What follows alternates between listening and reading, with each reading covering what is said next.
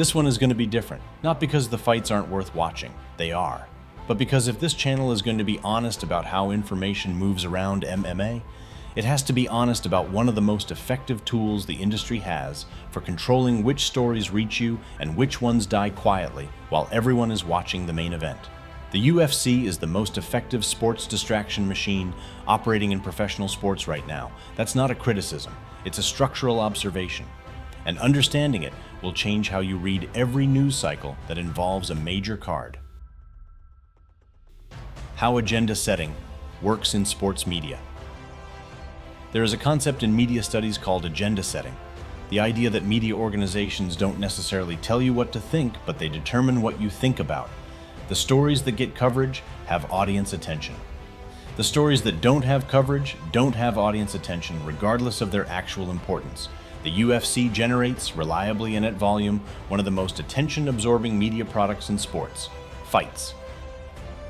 Every few weeks, a UFC card produces content that dominates the MMA media cycle for days on either side of the event. The pre-fight press conferences, the weigh-ins, the fight itself, the post-fight fallout. The cycle is continuous and self-reinforcing. This is the mechanism. Not a strategy meeting where someone decides to announce Jon Jones's return to bury a story about fighter pay. The machine runs whether or not anyone at the UFC is consciously using it to manage narrative. The effect is the same regardless of intent. The fighter. Pay story that never lands. In 2014, a group of former UFC fighters filed an antitrust lawsuit in federal court, Lee versus Zuffa.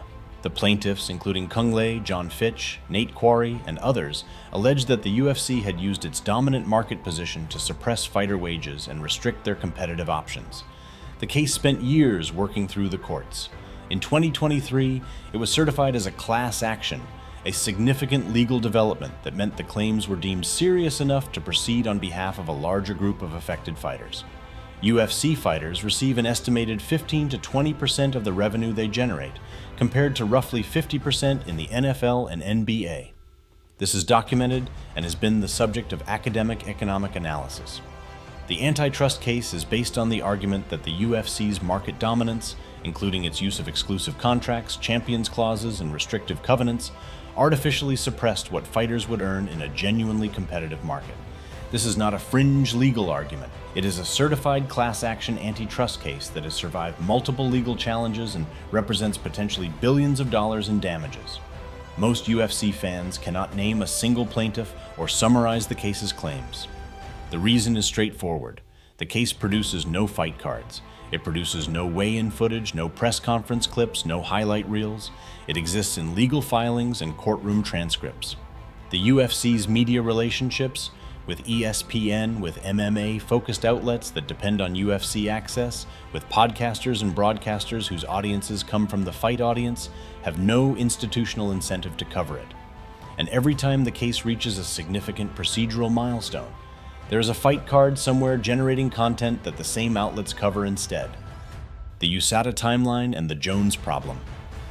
The UFC's relationship with USADA, the United States Anti-Doping Agency, ended in January 2023 when the UFC announced it was shifting to a new testing program administered by VADA and doping.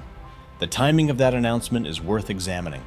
The shift away from USADA came during a period when Jon Jones, the most marketable heavyweight in UFC history, was awaiting the resolution of a flagged USADA test from October 2022. Jones had been flagged for a potential violation involving a metabolite of a prohibited substance. The specific compound, LGD-4033, had been found in his system before, in a 2017 case that resulted in a 1-year suspension. Under USADA's jurisdiction, the resolution of a flagged test followed a specific process with defined timelines and an independent appeals structure. When the UFC transitioned to VADA and the new USADA framework effectively ended its jurisdiction over pending cases, the handling of Jones's outstanding flagged test shifted. Jones fought Cyril Gane at UFC 285 in March 2023. The outstanding test question was resolved with the UFC's new testing partner in a way that allowed the fight to proceed. This sequence of events, flag test, departure from USADA, new testing regime, fight proceeds, is entirely documented in public statements by the UFC, USADA, and Jones management. The interpretation of what that sequence means is a matter of genuine debate. The sequence itself is not disputed. It receives significantly less coverage than the UFC 285 fight card, which generated the kind of attention a heavyweight title bout produces. The concussion story.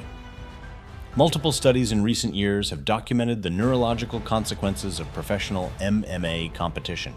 A 2021 study published in the British Journal of Sports Medicine examined brain imaging data from active and retired MMA fighters and found evidence of structural brain changes consistent with repeated head trauma at significantly higher rates than control populations.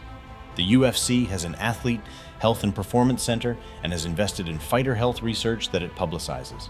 The promotion's own interest in fighter health is genuine and documented. What is also documented is that the structural financial relationship between the UFC and its fighters, the contracts, the insurance provisions, the long-term medical coverage for retired fighters, has been a persistent source of concern for fighter advocacy groups and has been directly raised in the context of the antitrust litigation.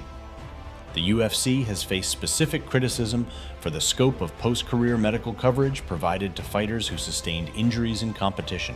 The criticism comes from fighters, from fighter advocates, and from the legal record of the antitrust case. This is a significant story about the long-term welfare of the athletes at the center of the sport. Its coverage is minimal compared to its importance, not because journalists don't know it exists, but because every outlet covering it competes for audience attention with the card that dropped on the same news cycle. Why this matters for how you consume MMA. The UFC doesn't have to hide anything. That's the most important part of this. The fighter pay litigation is public record, filed in federal court and accessible to anyone. The USADA transition and its timing are documented in official press statements from the UFC, USADA, and the relevant regulatory parties. The neurological research is published in peer-reviewed journals. The fighter advocacy work, the insurance disputes, the post-career medical coverage criticism, it's all in the record. None of it is hidden. All of it is accessible to anyone who wants to find it. What the UFC has that makes none of this reach the mainstream MMA conversation at scale is a content machine so effective and so continuous that the stories which would change how the audience relates to the product never accumulate enough sustained attention to create the kind of public pressure that would require the promotion to respond to them directly and substantively. When the antitrust class action certification was announced, a major legal development, it competed for audience attention with a UFC card that same week. The card won. The legal development disappeared into the background of the news cycle for most of the sports audience.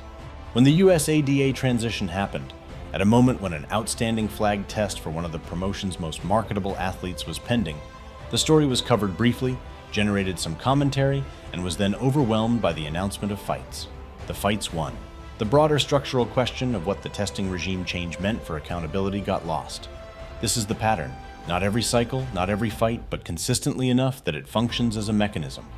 A story that requires sustained attention to become significant gets outrun by content that requires no attention at all. You just watch the fight. You watch the fight. You discuss the fight. You consume the content around the fight. And the legal case that will determine whether the fighters you watch were compensated fairly for what they generated continues its slow progress through federal court in front of an audience that is overwhelmingly not watching. That is not an accident. It is the machine running as designed. Subscribe if you want to read what's on the other screen.